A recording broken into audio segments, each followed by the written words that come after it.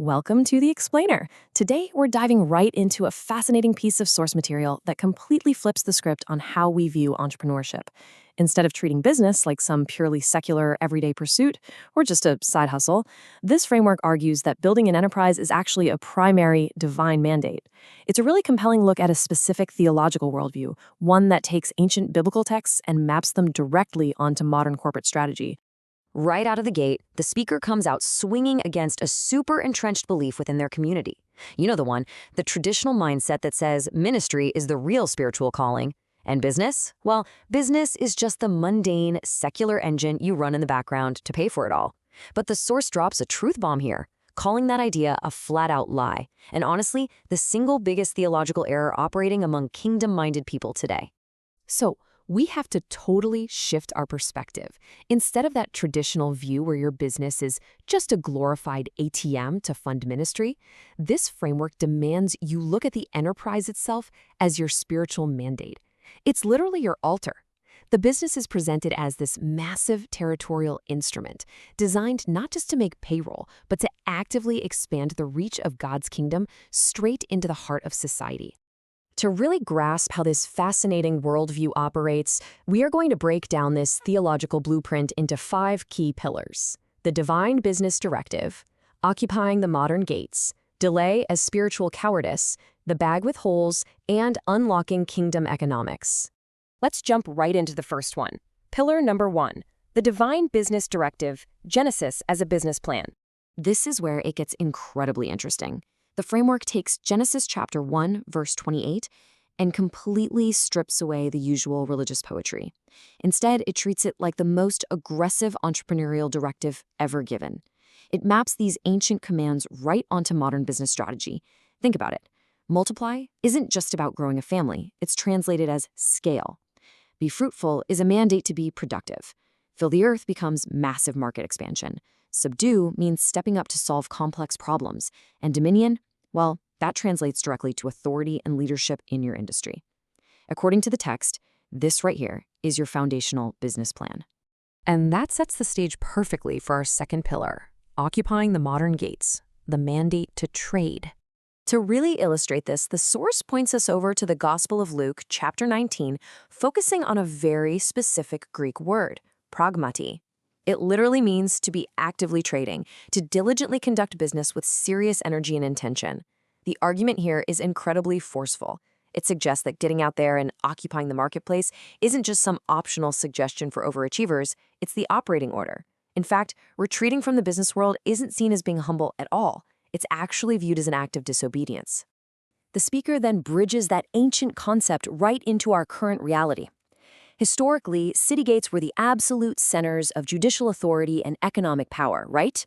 Whoever held the gates held the city. Well, this worldview updates those gates for today's entrepreneur. The modern gates are our key industries: technology, finance, media, healthcare, and real estate. The message is stark. If kingdom-aligned entrepreneurs sit on the sidelines and don't hold these sectors, someone else is going to gladly govern that territory. You literally cannot afford to just be a spectator. Which brings us to the very real mental roadblocks in Pillar 3, delay as spiritual cowardice, the danger of not yet. So, if this is the mandate, why aren't more people stepping up to the gates? The presentation pulls from the biblical book of Haggai to explain this. In Haggai 1, people were chilling in their nice, paneled houses while the house of the Lord was basically in ruins. And their excuse?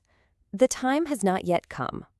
The speaker draws a direct line from that to modern entrepreneurs who are constantly waiting for, perfect market conditions or wanting just a bit more preparation. The framework actually calls this waiting what it believes it is: spiritual cowardice, dressed up to look like theology or patience. It warns you not to use timing as a permanent excuse to avoid taking action right now. That hard truth drops us directly into our fourth pillar, the bag with holes, a covenant diagnostic. The framework asks a really penetrating question here. Again, straight out of Haggai. Are you earning wages only to put them in a bag with holes? Put simply, are you grinding 24/7, experiencing intense financial strain, and bringing home almost nothing to show for it? The speaker argues this isn't just a bad quarter. It's not a cash flow glitch you can fix on a spreadsheet. This leaking bag is presented as a covenant signal, a massive, gracious warning sign that your priorities are out of whack and that you might be busy building your own kingdom while the actual assignment is being completely ignored. To help solve this frustrating cycle of diminishing returns, the framework introduces a high-touch, application-only consulting program called the Order of Kings. It's a 6-month deep dive aimed specifically at 6- to 7-figure Christian business leaders.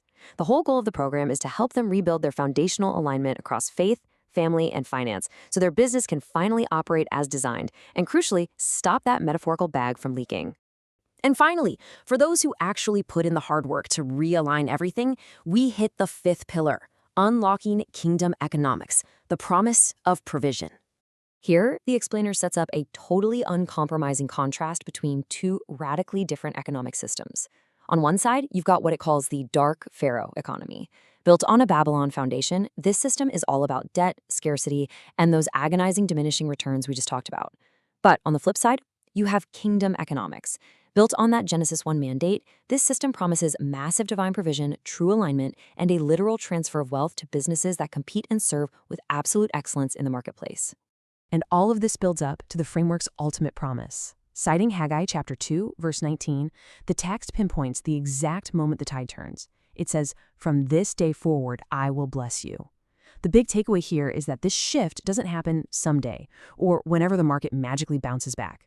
The second an entrepreneur embraces this divine mandate, stops making excuses, and aligns their business, a whole new economic law takes over. The leaking stops immediately, and provision begins to flow. So, as we wrap up this explainer on a genuinely fascinating and complex framework, we've got to leave you with something to chew on. The source believes, without a shadow of a doubt, that you are in business by divine design. But regardless of where you stand personally on theology, this poses a massive question about intentionality for all of us. Are you building your life's work intentionally, following a grand blueprint? Or are you just sitting comfortably on the sidelines, watching history happen without you?